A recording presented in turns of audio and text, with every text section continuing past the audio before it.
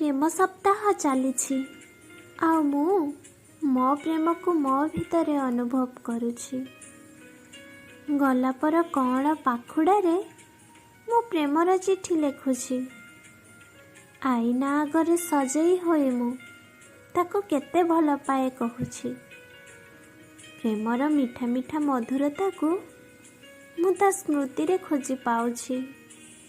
ମନ ଅଗଣାରେ ତାକୁ ମୁଁ ମୋ କଣ୍ଢେଇ ରୂପରେ ପାଇଛି। ମୁଁ ଯେ ତାର ହୋଇ ରହିବି ନିଜକୁ ମୁଁ କଥା ଦଉଛି। ଯେବେ ମୁଁ ଭାବୁଛି ତା ଭାବନାର ପ୍ରୀତି ବାହୁବନ୍ଧନରେ ବାନ୍ଧି ରଖୁଛି।